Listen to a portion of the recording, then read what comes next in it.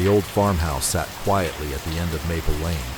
It wasn't the biggest house in Willow Creek, nor the newest. Its white paint had faded over the years. The wooden porch creaked with every gentle breeze. A pair of rocking chairs overlooked the narrow country road. One chair was used every afternoon. The other had remained empty for 10 years. Every evening at exactly 5 o'clock, Walter Hayes carried a small tray onto the porch. 2 mugs, fresh coffee, a plate with 2 homemade oatmeal cookies. He placed one mug beside his own chair. The other he carefully set on the small table beside the empty chair. The coffee was always hot, the cookie was always fresh, and the chair was never touched. People in town noticed. Of course they did. Willow Creek was the kind of place where everyone noticed small things. Mrs. Peterson, who lived across the street, once whispered to her husband, "I still wish he'd stop doing that." Her husband simply shook his head. Maybe it helps him. No one argued. Some grief was too personal to interrupt. Walter's wife, Margaret, had passed away 10 years earlier. She and Walter had been married for 57 years. They had raised 3 children in that little farmhouse, celebrated birthdays on the porch, watched thunderstorms roll across the fields, held hands while growing old together. After Margaret was gone, Walter changed very little. Her favorite quilt still rested on the living room sofa. Her teacup remained in the kitchen cabinet. Her gardening gloves still hung beside the back door, not because Walter couldn't let go, but because love had never asked him to. Every Sunday, his oldest son David drove over with his wife. Sometimes they brought pie, sometimes soup, sometimes nothing at all. They mostly came for conversation. One chilly October afternoon, David stood on the porch looking at the empty chair. Finally, he asked the question he'd carried for years. "Dad," Walter looked up from his coffee. "Yes? Have you ever thought about moving that chair?" Walter smiled gently. "No." David hesitated. "I just thought maybe it would help." Walter looked at the chair, then out across the quiet road. Finally, he smiled. "I'm not waiting for your mother." David looked confused. "You're not?" Walter slowly shook his head. "No." He picked up his coffee, took one slow sip, then quietly said, "I'm waiting for whoever needs that chair next." David frowned slightly. "I don't understand." Walter only smiled. "You will." That answer stayed with David all afternoon, but he never asked another question. His father had always believed some answers should be discovered, not explained. The following morning, Walter followed his usual routine. He watered Margaret's roses, fed the birds, swept fallen maple leaves from the front steps, then walked into town. Every shop owner greeted him. Every child knew his name. He never seemed to be in a hurry. Walter often said, "The older I get, the less I want to rush through people." After buying bread and milk, he stopped at Miller's Grocery. Carol, the owner, smiled. "The usual?" Walter nodded. "And 2 oatmeal cookies." Carol laughed. "You always buy 2. "I know." Walter smiled. "I've learned it's nice to have one ready, just in case." She had heard that answer many times, yet it always made her smile. That afternoon, the weather suddenly changed. Dark clouds rolled across the valley. A cool wind carried the scent of rain.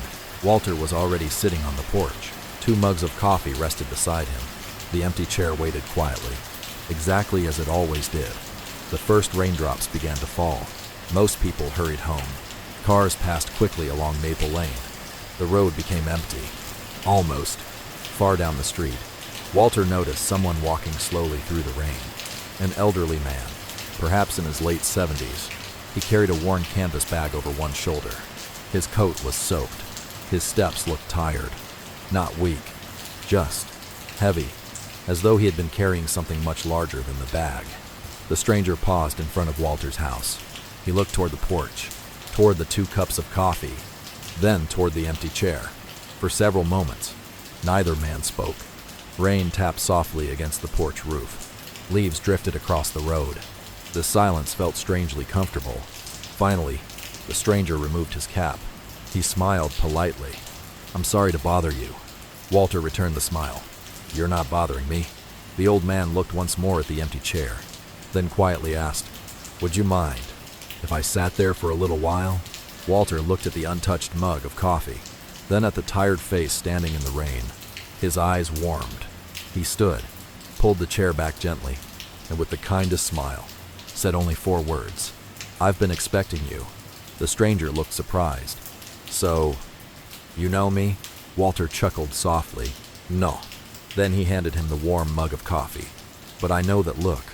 The old man slowly climbed the porch steps, sat down, wrapped both hands around the warm mug. For the first time in what seemed like a very long time, he closed his eyes and simply breathed. Neither of them spoke. There was no need.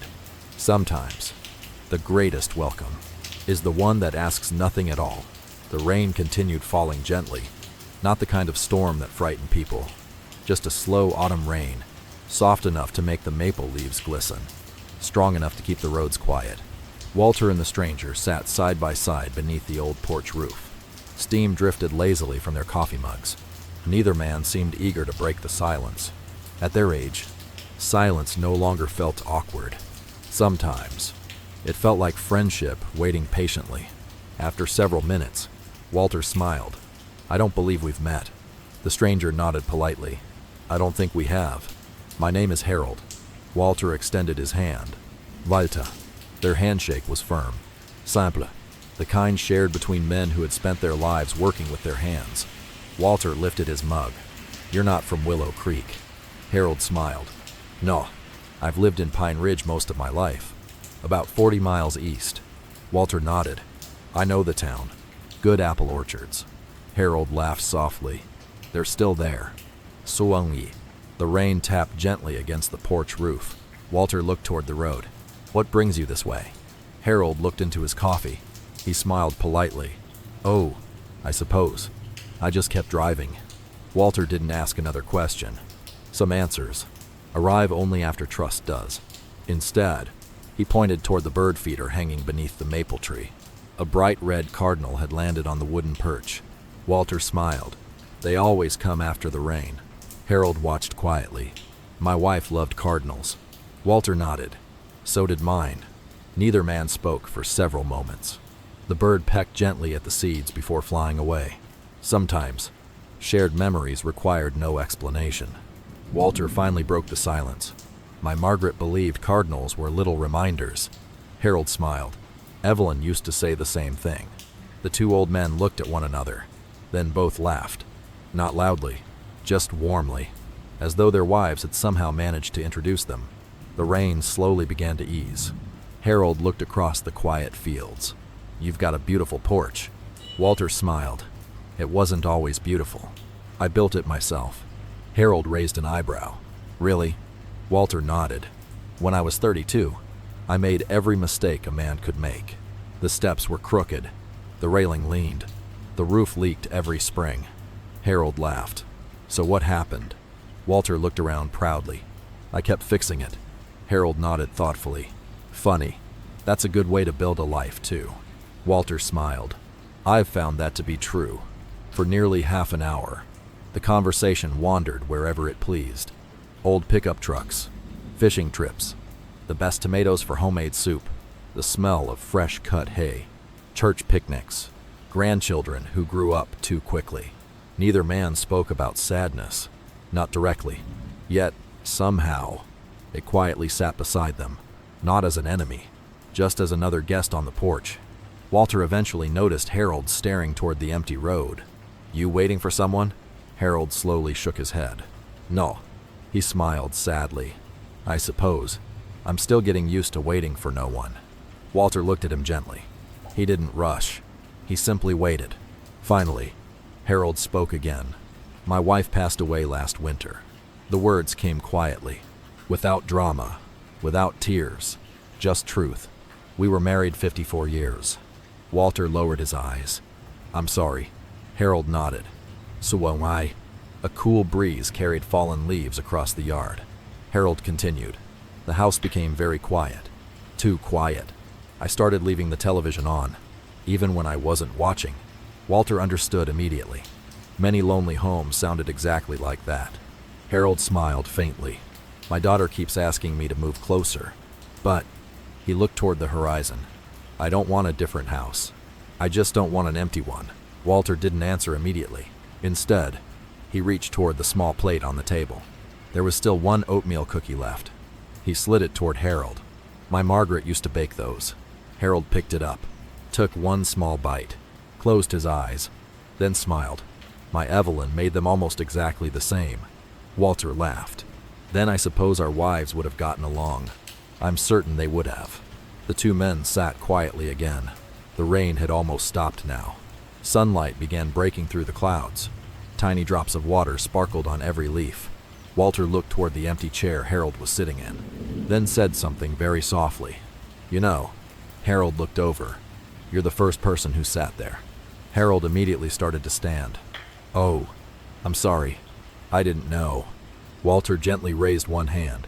"No, please stay." Harold slowly sat back down. Walter smiled. "That's exactly why I left it empty." Harold looked confused. Walter continued. "For years, everyone thought the chair belonged to Margaret. It doesn't.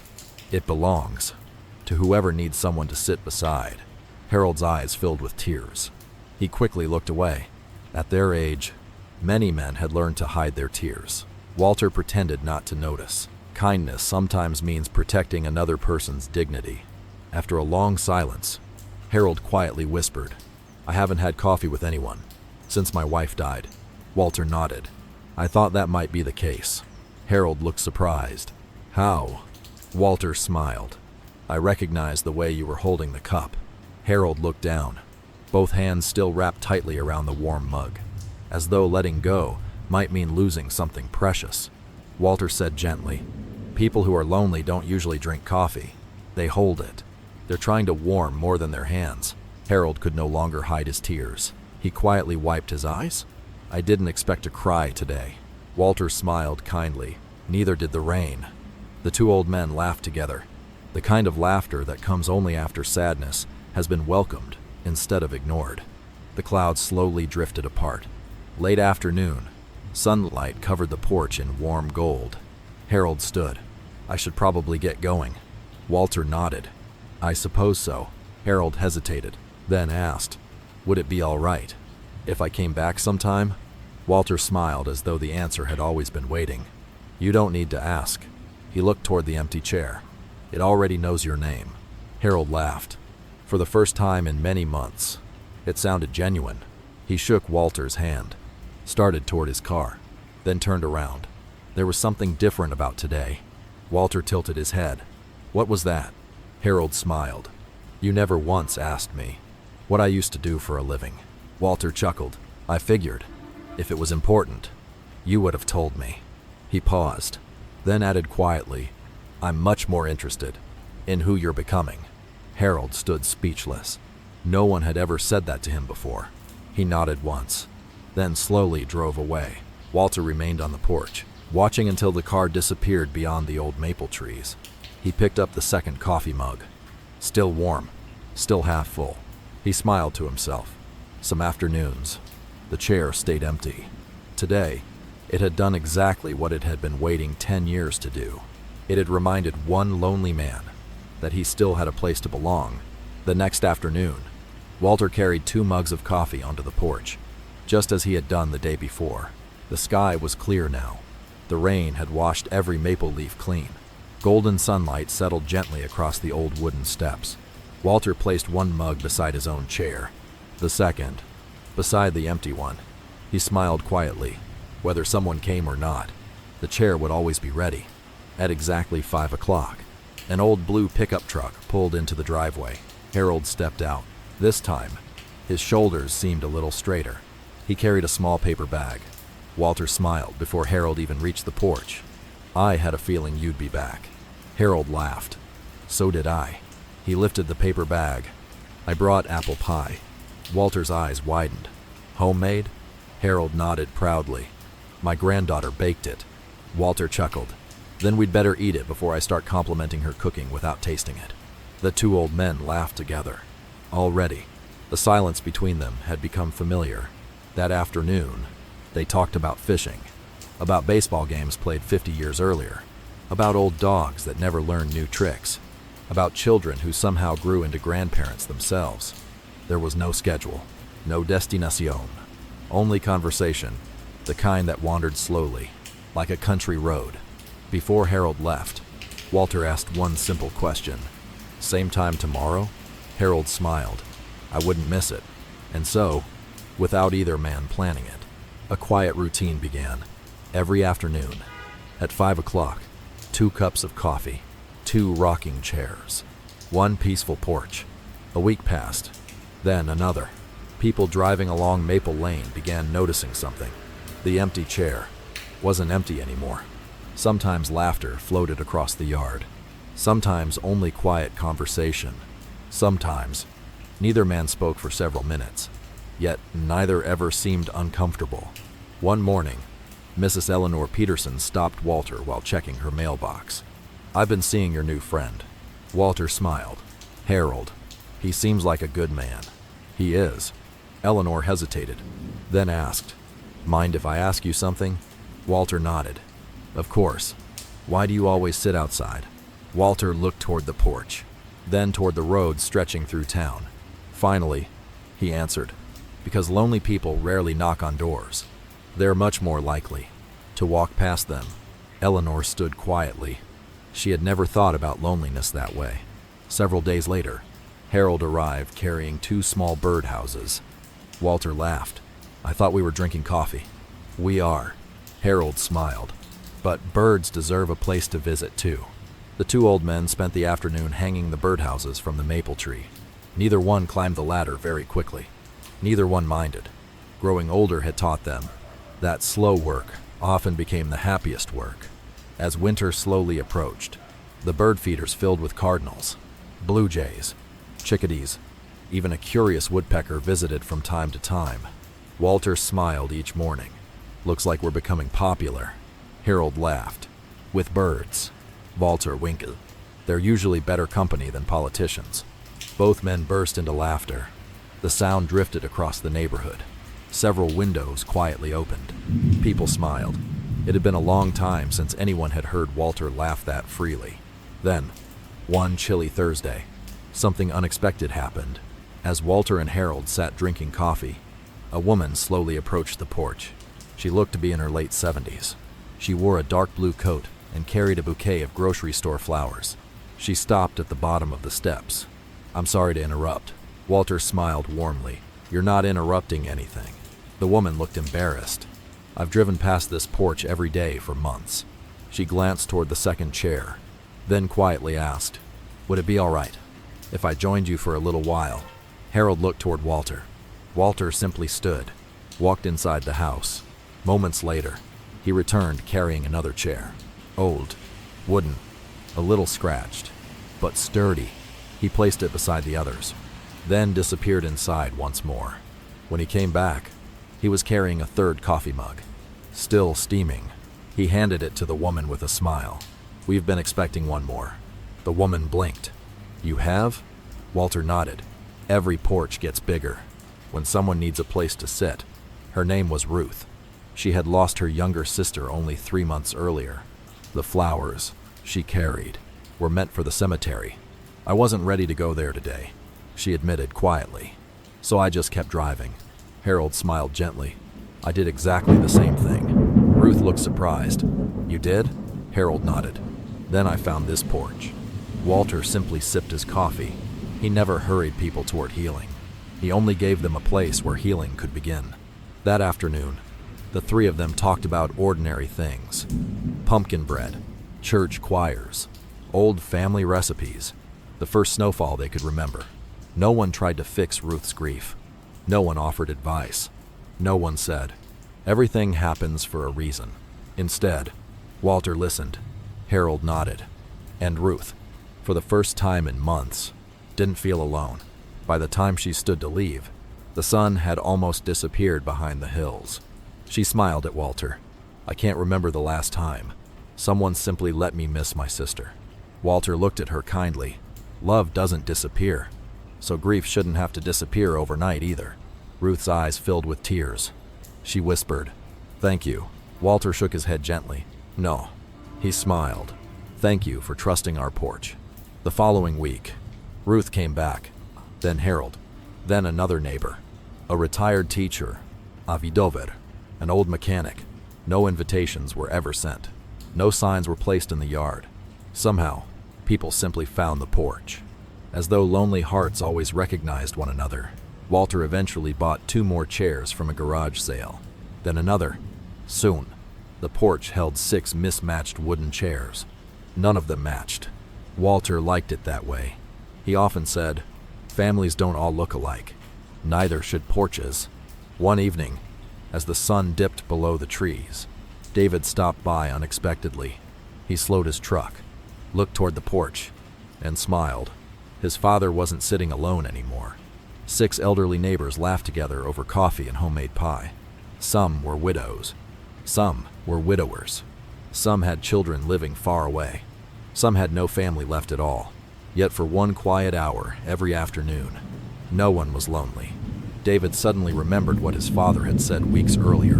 "I'm waiting for whoever needs that chair next."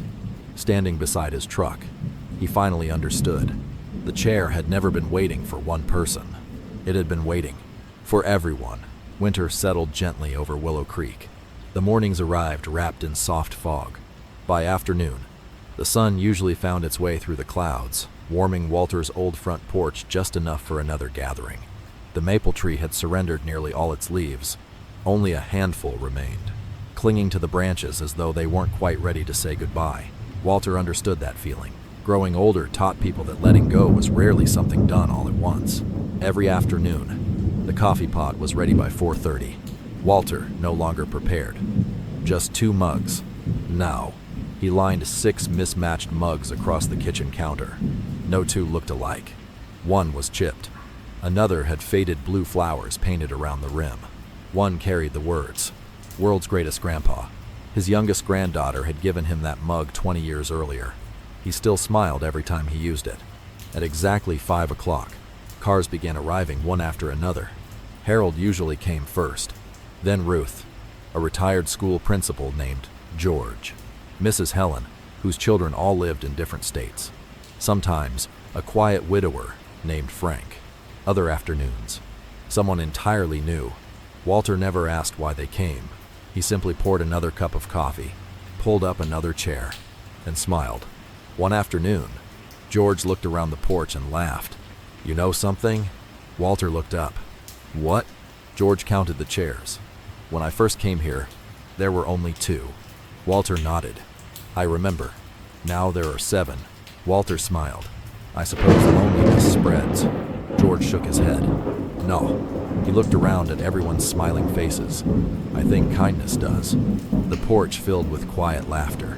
Conversations wandered wherever they wished. One day, they debated which apple made the best pie. Another day, they shared stories about the first cars they had ever owned. Sometimes, someone would begin telling an old family story, only to forget halfway through. Nobody rushed them. Nobody finished the story for them. Everyone simply waited.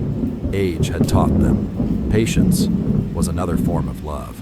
One snowy afternoon, the power went out across half the town. The houses became cold. Televisions fell silent. The streets emptied. Walter lit a small oil lamp, placed it in the center of the porch table. Soon, people still began arriving, wrapped in heavy coats, wearing knitted scarves, holding casseroles, fresh bread, homemade soup. Harold carried firewood. Frank brought a deck of old playing cards. Helen arrived with warm cinnamon rolls. Walter looked around and laughed. "I thought we were only having coffee." Harold smiled. "We're having supper now." For nearly 4 hours, they sat together talking while snow quietly covered the town. No electricity, no television, no phones, just stories, laughter, and friendship. When the lights finally came back on, no one noticed immediately. No one wanted to leave. That evening, David stopped by after work. He stood quietly inside the kitchen doorway, watching his father laugh harder than he had in years. Harold had just finished telling a story about accidentally entering the wrong church wedding 50 years earlier. Everyone burst into laughter. Even Walter wiped tears from his eyes. David smiled. He suddenly realized his father wasn't keeping Margaret's memory alive by sitting alone. He was honoring her by continuing to welcome people into the life they had built together. After everyone left, David stayed behind to help wash the coffee mugs. He carefully dried each one. "So," he asked quietly, "whose idea was all of this?" Walter looked surprised. "What do you mean?" "The porch, the coffee, the chairs." Walter smiled softly. "It wasn't planned. It just happened." David nodded. "I know, but why didn't you ever stop it?" Walter placed another mug into the cupboard, then answered very quietly. "Because," he looked toward the now empty chairs, "after your mother died, I discovered something." David waited. Walter continued. "The hardest part wasn't losing her." David looked surprised. "It wasn't?" Walter slowly shook his head. "The hardest part was how quiet the house became." The words settled between them. Walter looked around the kitchen. There were days when the only voice I heard was the weather forecast. David lowered his eyes. He had never imagined his father feeling so alone. Walter smiled gently. "I promised myself, if I ever met someone carrying that same silence, I'd invite them in." David quietly reached over and placed his hand on his father's shoulder. For several moments, neither of them spoke. Some conversations didn't need many words. The following week, something unexpected happened. The local pastor stopped by, not because someone had called him, because he had heard about the porch. He sat with everyone for nearly an hour. Before leaving, he smiled at Walter. "I visited churches all over the country." Walter looked puzzled. The pastor continued, "But today, I think I found one." Walter laughed. "This isn't a church." The pastor smiled warmly. "No, but people arrive carrying burdens. They leave carrying hope. I'd say that's pretty close." Everyone smiled. No one argued. As Christmas drew near, the porch became part of the town's rhythm. Children waved while walking home from school. Delivery drivers slowed to smile. Neighbors often dropped off cookies. No one knocked anymore. They simply called from the sidewalk. "Room for one more?" Walter's answer never changed. He would stand, find another chair, and say, "There's always room." Then, just after New Year's Day, the chairs remained empty. 5 o'clock came and went. No coffee appeared. No laughter drifted across Maple Lane. Harold frowned as he parked his truck. Something wasn't right. He hurried toward the porch. The front door was closed. The curtains remained drawn. For the first time in months, the house felt painfully quiet. Harold gently knocked. No answer. A second knock. Still nothing. Just as he reached for his phone, the door slowly opened. David stood there. His face looked tired. He managed a small smile, then quietly said, "My dad is in the hospital." The words hung in the cold winter air. Harold looked toward the empty chair, then toward the untouched coffee mug still sitting inside the kitchen. For the first time, the porch that had healed so many lonely hearts needed someone to care for the man who had built it. The waiting room at Willow Creek Community Hospital was unusually quiet. Outside, fresh snow covered the sidewalks. Inside, the smell of coffee drifted through the hallway. Harold sat near the window. His weathered hands rested on his cane. For nearly an hour, he watched people quietly arrive. Not family, neighbors, friends, strangers, or perhaps people who had only been strangers before they found Walter's porch. David stepped out of his father's hospital room.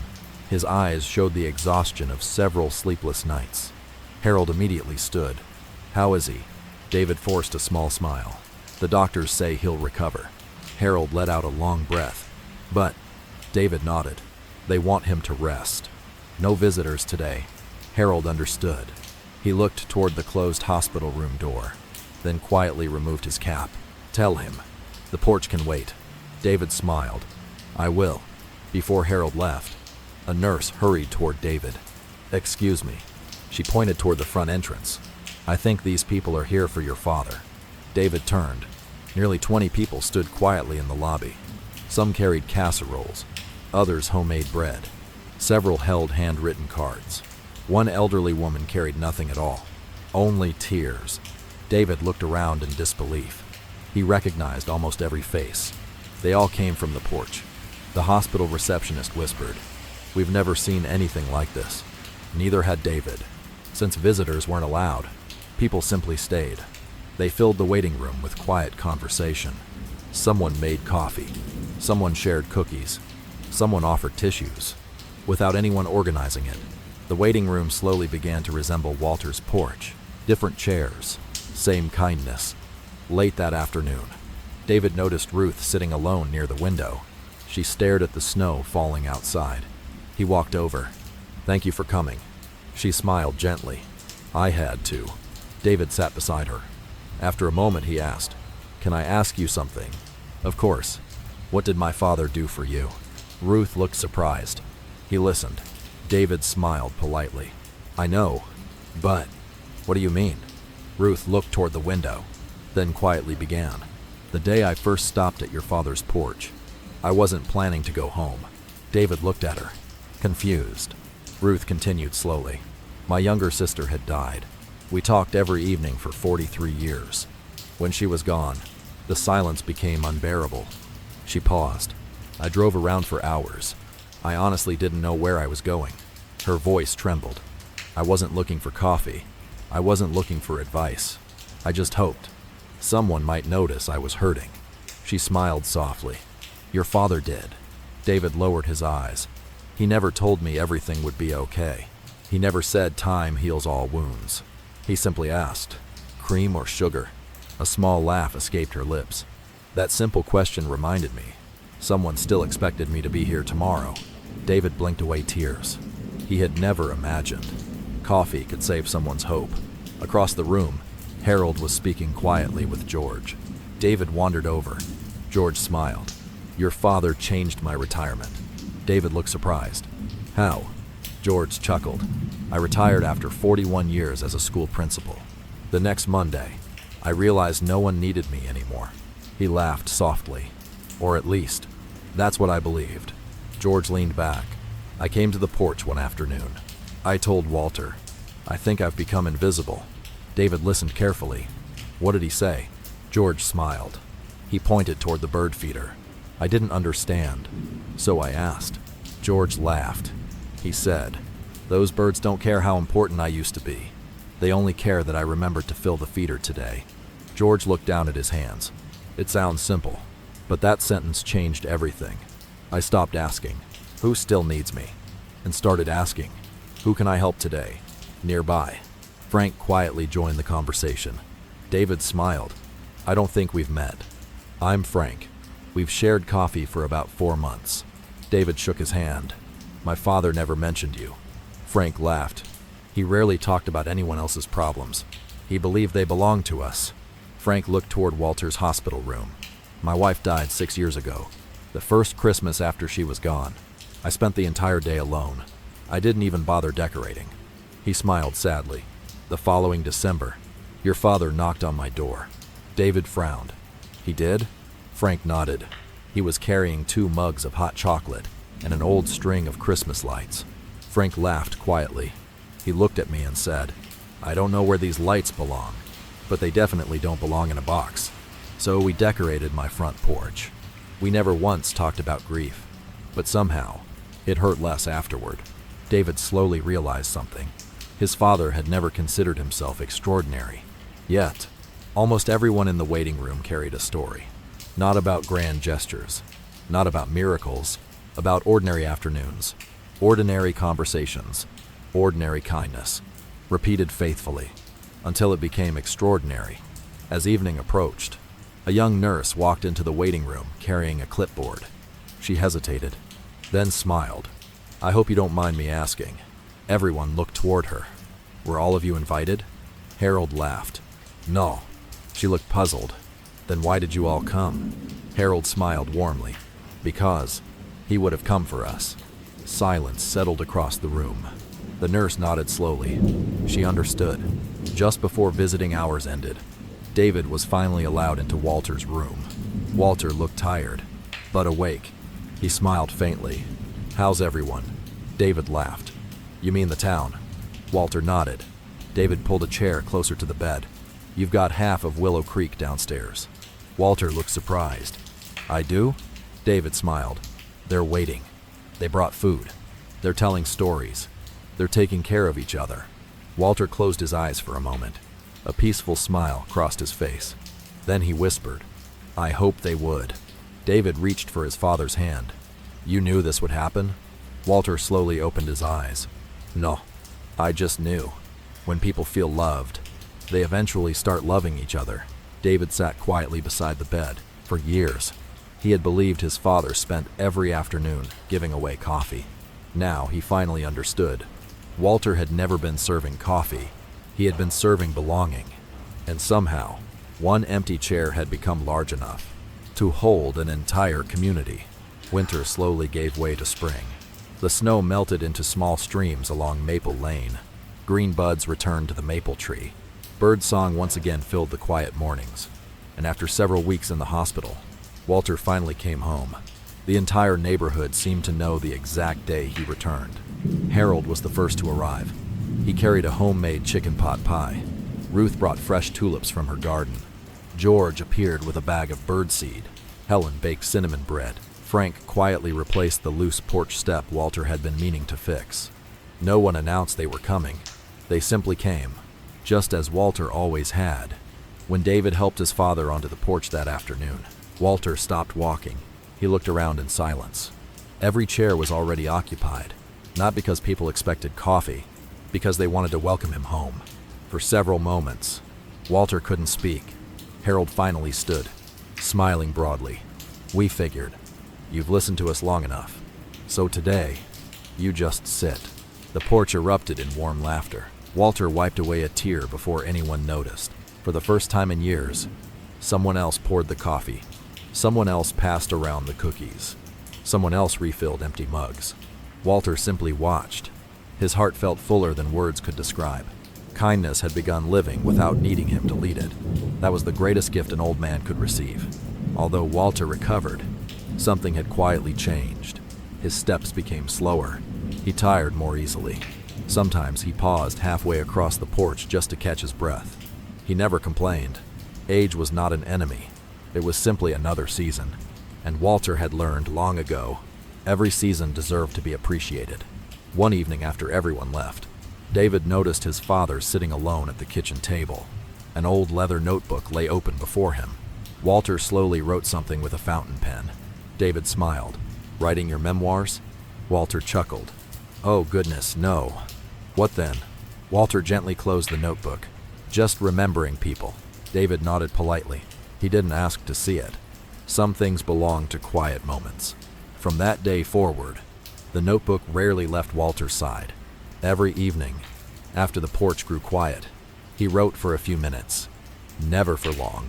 Just one page. Sometimes, only one sentence. Then he carefully placed the notebook inside the drawer beside the kitchen window. No one thought much about it. Spring turned into summer. The porch became even busier. Children occasionally stopped for lemonade. Young parents lingered after evening walks. Travelers asked for directions, and somehow stayed for pie. Walter welcomed everyone the same way, with curiosity, never judgment. One afternoon, a young woman named Emily stopped by. She looked no older than 30. She held the hand of a little boy who couldn't have been more than 6. She looked nervous. "I'm sorry. I know this place is mostly for older folks." Walter smiled warmly. "Loneliness doesn't check birthdays." Emily laughed softly. "I suppose that's true." She explained that her husband had recently been deployed overseas. Her little boy had started asking every night, "When is Daddy coming home?" She didn't always know how to answer. Walter listened quietly, then looked toward the little boy. "What do you like to do?" The boy shrugged. "I like building birdhouses."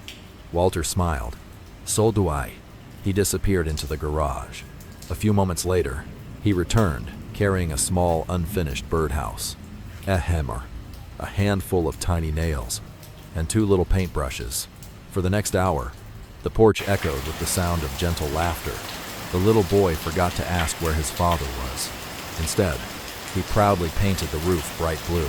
When Emily stood to leave, her eyes were wet. He gave him something to smile about. Walter shook his head. "No." He reminded us how to smile. That evening, Walter opened his notebook once again. He carefully wrote, "Emily needed someone to believe tomorrow would be okay." Below that, he added another line. Little Ben painted the roof blue because hope should always be easy to find. He smiled, closed the notebook, and placed it back inside the drawer. Weeks passed. The notebook quietly filled with names.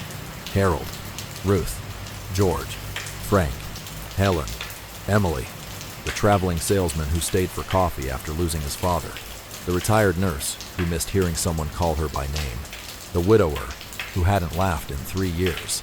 Each name received only a few lines. Never private details, never secrets, only gentle reminders of what each heart had needed.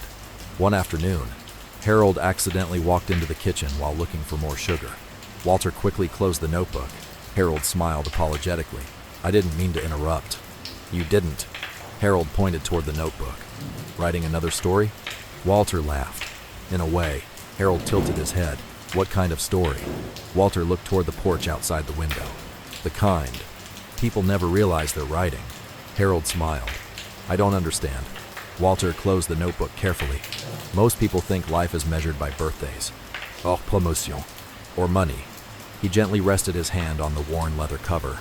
"I think it's measured by the number of people who leave your house feeling lighter than when they arrived." Harold stood silently. There was nothing to add. As summer slowly faded, Walter's strength continued to weaken. He still welcomed everyone, still smiled, still poured coffee whenever he could. But David noticed something. Each evening, his father lingered a little longer on the porch after everyone had gone. He watched the empty chairs, the setting sun, the birds settling into the maple tree, as though quietly thanking each ordinary day before letting it go. One golden September evening, David joined him. Neither man spoke for several minutes. Finally, David asked, "Dad, do you ever wish you'd done something bigger with your life?" Walter looked surprised. "Bigger?" David nodded. "I don't know. Travel more, earn more, become someone famous." Walter smiled gently. He looked across the porch, at the worn wooden chairs, at the empty coffee mugs waiting to be washed, at the road where countless lonely people had once walked by. Then he quietly answered, "Sown, most people spend their lives trying to be remembered by thousands. I only ever hoped to make one person's day a little less lonely." David felt tears fill his eyes, because sitting beside his father, he suddenly understood. Walter had done both. Autumn returned to Willow Creek once again. The maple tree outside Walter's porch glowed with shades of gold and crimson. The mornings felt cooler, the afternoons quieter. Even the birds seemed to sing a little more softly. Time had continued doing what it always does, moving forward, patiently, without asking anyone if they were ready. Walter knew his journey was nearing its final season. He never spoke about it directly. He didn't need to. His body had become slower. His hands trembled slightly whenever he lifted a coffee mug. Some afternoons, Harold quietly poured the coffee before Walter even reached the kitchen. Walter always smiled, without saying a word. Accepting help was another lesson life eventually teaches. One Friday evening, after everyone had gone home, Walter remained on the porch. The sunset painted the sky with soft orange light. David sat beside him. Neither father nor son spoke for several minutes. Finally, Walter broke the silence. "Do you hear that?" David listened carefully. "I don't hear anything." Walter smiled. "Exactly." David looked puzzled. Walter continued. "When I first lost your mother, this silence frightened me. It sounded empty." He looked around the porch. "Now, it sounds peaceful." David understood. The silence had changed, because Walter had changed. Walter looked toward the row of chairs. "You know, I used to think grief was something you had to escape." He smiled gently. "I was wrong." David listened quietly. "You don't escape grief. You simply invite enough love into your life that grief no longer sits alone." Those words stayed with David, long after the sun disappeared, long after they carried the empty mugs inside. 3 days later, Walter didn't wake up. He passed peacefully in his sleep. One hand still rested on the Bible beside his bed. The other held Margaret's wedding photograph. His face wore the same gentle smile that had welcomed hundreds of people onto his porch. There had been no fear, only peace. News spread through Willow Creek before noon. Nobody could explain how. It simply traveled, from one heart to another. The bakery closed early. The barber locked his shop. The grocery store placed a small handwritten sign near the register, "In memory of our friend, Walter Hayes." By evening, fresh flowers covered the front steps of the old farmhouse. Not expensive bouquets. Wildflowers. Garden roses. Handwritten notes. Bird feathers children had found beneath the maple tree. Tiny treasures. Left by people who wanted to say thank you. The funeral took place on a bright October morning. The little country church had never been so full. Extra chairs had to be placed along the walls. People stood outside listening through open windows. David looked around in amazement. He recognized farmers, teachers, veterans, nurses, mechanics, children, teenagers, young parents, grandparents, people from neighboring towns. Many had only shared one cup of coffee with Walter. Yet somehow, that had been enough. The pastor stepped to the front. He unfolded a sheet of paper, then quietly smiled. I spent several days trying to write a sermon worthy of Walter Hayes. He looked toward the congregation. I finally realized I couldn't improve upon the sermon he had already preached. Everyone listened. The pastor pointed toward the old wooden porch, visible through the church window. It lasted every afternoon. At 5 o'clock, no one moved. Many quietly wiped away tears. After the service, people gathered at the farmhouse, not because anyone had organized it, because that's where Walter always welcomed people. Harold quietly brewed coffee. Ruth sliced homemade pie. George arranged extra chairs across the porch. No one spoke loudly, yet the house somehow didn't feel empty. Walter's kindness still lingered in every corner. As evening approached, David began helping clean the house. He carefully folded blankets, stacked books, watered Margaret's roses. Everything felt strangely familiar. Then, as he moved one of the old porch chairs, he heard something, a soft thump. He looked underneath. Hidden beneath the wooden seat, wrapped carefully in brown cloth, lay Walter's old leather notebook. David froze. He had almost forgotten about it. He gently carried it inside. Harold noticed immediately. The notebook. David nodded. I think Dad wanted it hidden. Harold smiled. Maybe, he wanted it found. They gathered around the kitchen table.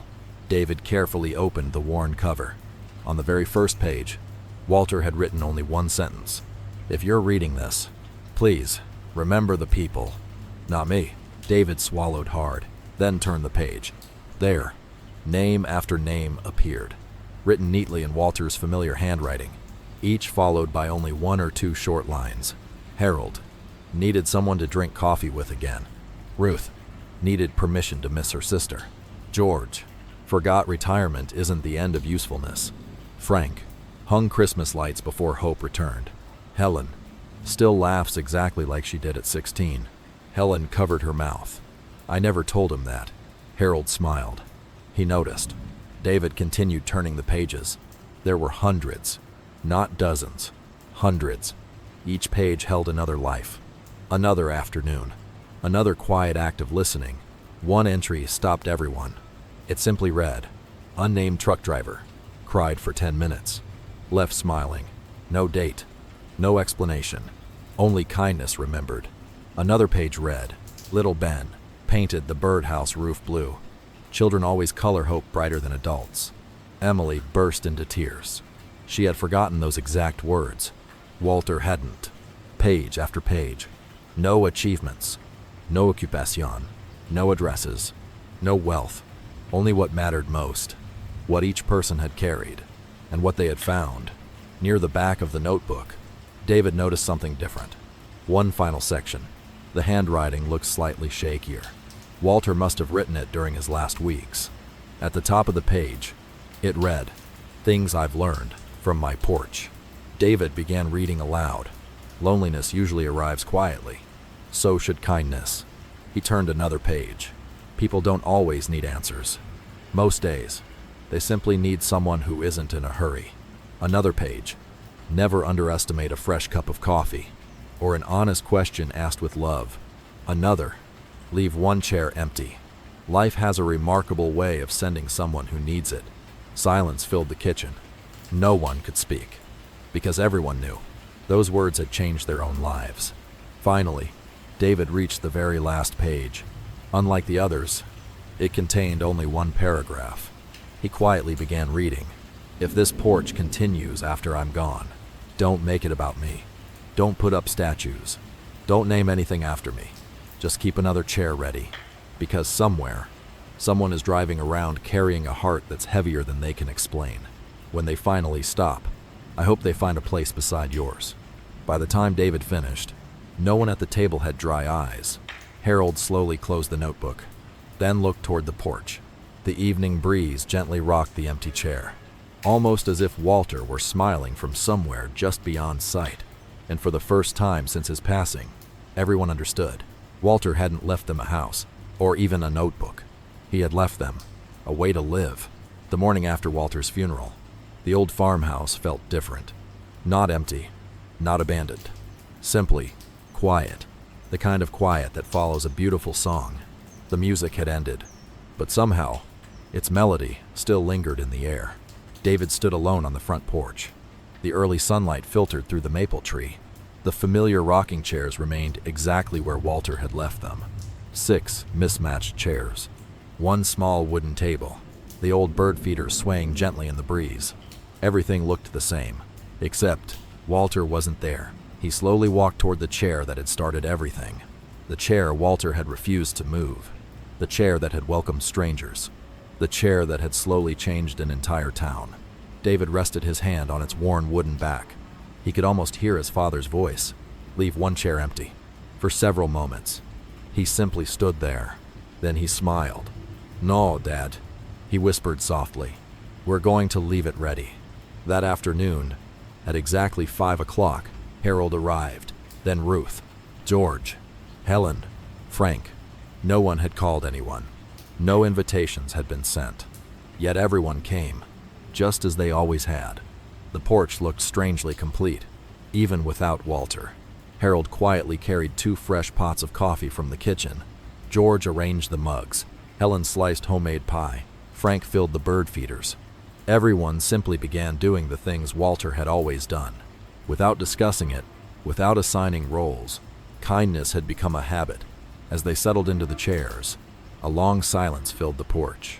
Finally, Ruth looked toward the empty chair. "I don't think anyone should sit there today." Everyone nodded. For that afternoon, the chair remained empty, not because it belonged to Walter, but because they all needed one more day to say goodbye. The following afternoon, the same people returned. This time, a young man stopped his car along the road. He looked to be in his early 30s. His clothes were dusty.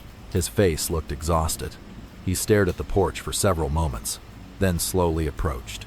"I'm sorry," he said nervously. "I saw everyone sitting here yesterday. I wasn't sure if this was someone's family gathering." Harold smiled warmly. "It is." The young man looked embarrassed. "Oh, I'm sorry. I'll leave." Before he could turn around, David stood, pulled the familiar wooden chair away from the table, and smiled. Family always has room for one more. The young man's eyes filled with surprise. His name was Caleb. He had recently accepted a new job in Willow Creek. He didn't know anyone in town. His apartment still felt like a hotel room. His evenings felt longer than they should. "I've been eating dinner alone every night," he admitted quietly. "I didn't realize how loud silence could become." Harold smiled. "Oh, we've all met that kind of silence." The group laughed gently. "Not at Caleb." With him, Caleb stayed for almost 2 hours. He listened more than he spoke.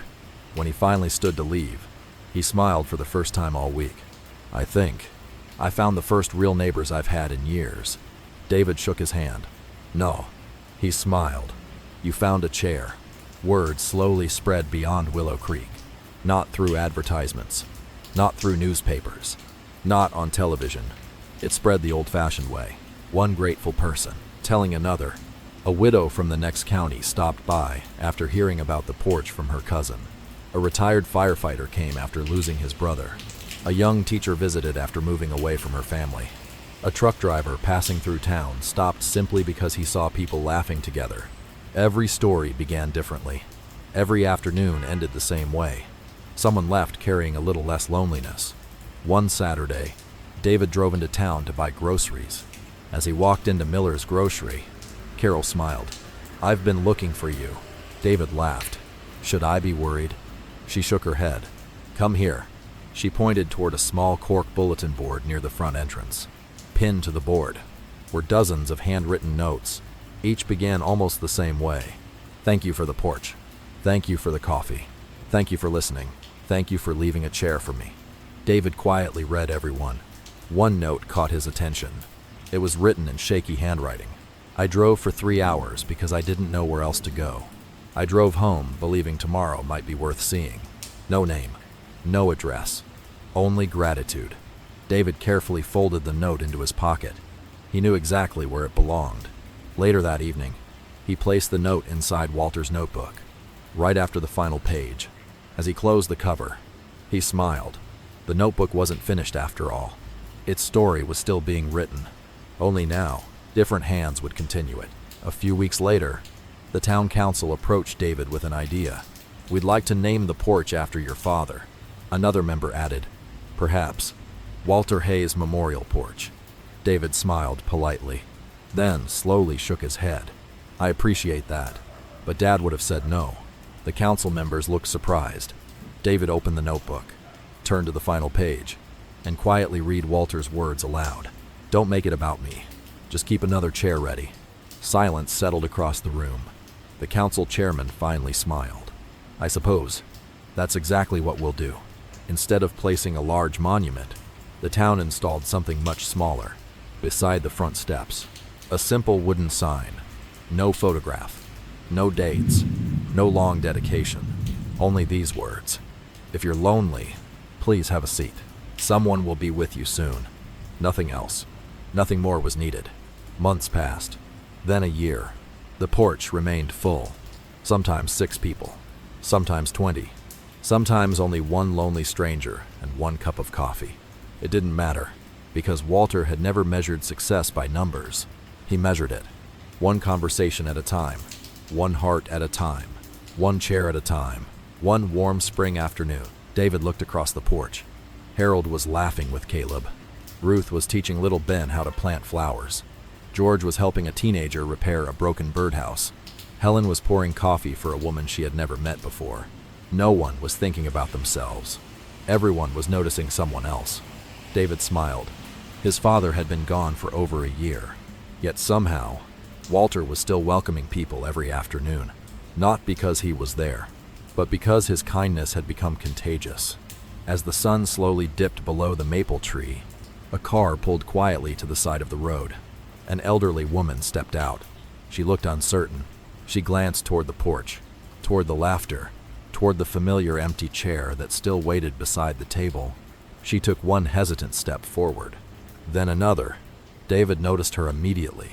Without saying a word, he stood, walked to the chair, pulled it back gently, and with the same warm smile his father had worn for years, he softly said, "We've been expecting you."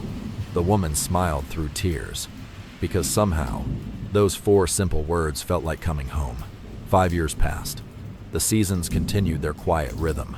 Spring covered the maple tree with fresh green leaves. Summer filled the porch with birdsong. Autumn painted the hills gold. Winter wrapped everything in peaceful white. Some things changed. Children grew taller. New families moved into Willow Creek. Old friends quietly said goodbye. But every afternoon, at exactly 5 o'clock, the coffee was still brewing. The porch was still waiting. And 1 chair always remained ready. People no longer called it Walter's porch. They simply called it the porch. Everyone in town knew where those words meant. If someone said, "I'll meet you at the porch," no explanation was needed. David had grown older too. Gray now covered most of his hair. He smiled more often. He hurried less. Sometimes, when someone thanked him for continuing his father's tradition, he gently corrected them. "It isn't my father's tradition anymore. It belongs to anyone willing to stay." Harold was now well into his 80s. His steps had become slower, but his laugh remained exactly the same. Every afternoon, he still brought homemade pie whenever he could. Whenever someone apologized for arriving empty-handed, Harold always smiled. "You brought yourself. That's enough." One warm September afternoon, a school bus stopped near Maple Lane. A group of elementary school children climbed out. Their teacher led them carefully across the road. The children stared curiously at the porch filled with smiling older people. One little girl raised her hand. "Excuse me." David looked up and smiled. "Yes?" She pointed toward the empty chair. Why doesn't anyone ever put that chair away? The porch became wonderfully quiet. Everyone looked toward David. He smiled, then gently pulled the chair beside him. Come here. The little girl walked up the steps. She couldn't have been more than 8 years old. She sat carefully beside him. The other children gathered nearby. David rested his hand on the old wooden chair. This chair, he began softly, used to belong to my father. The children nodded. He believed, everyone carries something you can't see. Sometimes it's grief. Sometimes it's fear. Sometimes it's loneliness. He looked at the children one by one, and because you usually can't see it, you should always choose kindness first. The little girl listened carefully, then asked, So, is the chair magic? Everyone on the porch laughed warmly. David smiled. No, the chair isn't. She tilted her head. What is? David looked around at everyone sitting together. The person who pulls it out for someone else. The children grew quiet. Even their teacher wiped away a tear. Sometimes, the simplest lessons stayed with people the longest.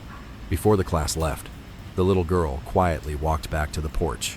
She placed something on the seat, a tiny pine cone she had found beneath the maple tree. David smiled. What's that for? She shrugged. So the chair won't feel lonely until someone comes. Harold chuckled. I think Walter would have loved that. Years continued passing. Some familiar faces disappeared. Harold eventually passed away peacefully at 91. Ruth followed 2 winters later. George, Helen, Frank, Ona be Ona. The chairs welcomed new people, just as Walter had always hoped, because kindness never retires. It simply changes hands. The notebook continued growing. David added new pages. Not many words, only enough. Galeb stopped feeling like a stranger. Mrs. Alvarez needed someone to celebrate her first birthday after becoming a widow.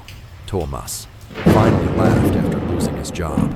Emma left a pine cone so an empty chair wouldn't feel alone. David always smiled after writing each name. The notebook still wasn't about Walter.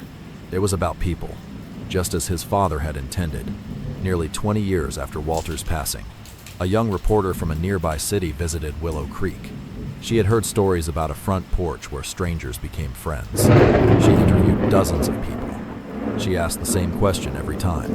What makes this place so special? The answers were all different, yet somehow, exactly the same. One person said, they listened.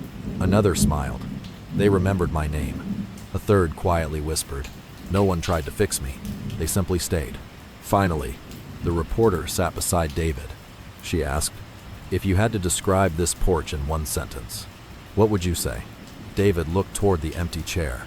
A young father was helping his daughter feed the birds. An elderly widow laughed over coffee with 2 neighbors. A teenager was repairing one of the old birdhouses. The maple leaves danced gently in the afternoon breeze. David smiled, then quietly answered, this is the place where people remember that no one was ever meant to carry life alone. The story appeared in the Sunday newspaper. People traveled from neighboring counties to visit. Some came out of curiosity. Most left carrying peace. Not because the coffee was extraordinary, not because the porch was beautiful, but because someone always looked up, smiled, and made room. Many years later, David's granddaughter Emma became a young mother herself. One autumn afternoon, she brought her own little son to the porch. The boy pointed toward the familiar empty chair. Mom, why don't we use that one? Emma smiled. She remembered being 8 years old. She remembered placing a tiny pine cone on its seat. She gently knelt beside her son, then whispered the same lesson David had once shared with her. We keep one chair ready, because we never know who might need a place to belong. The little boy thought for a moment. Then he looked around the porch. An elderly man was slowly walking up the driveway. He looked tired, unsure. Alone. Without waiting for anyone to tell him, the little boy ran to the chair, pulled it away from the table with both hands, and called out with a bright smile, Sir, you can sit here. The old man stopped, his eyes filled with tears. Slowly, he climbed the porch steps, sat down. Someone handed him a warm cup of coffee. Someone else asked his name. Another person smiled. And once again, a stranger became family. As the sun settled behind the maple tree, the empty chair wasn't empty anymore. It never truly had been. because it had never represented absence. It represented possibility. The possibility that one simple invitation could change an ordinary afternoon, an ordinary life, or even an entire community. Walter Hayes had never built a charity. He had never written a famous book. He had never appeared on television. He simply left one chair ready, and in doing so, he reminded generations that the greatest gift we can offer another human being is not perfect advice or perfect answers, but a place where they are welcomed before they have to explain why they came. Final morale. The world doesn't become kinder because a few people do extraordinary things. It becomes kinder when ordinary people keep one chair, one conversation, and one open heart ready for whoever needs them next.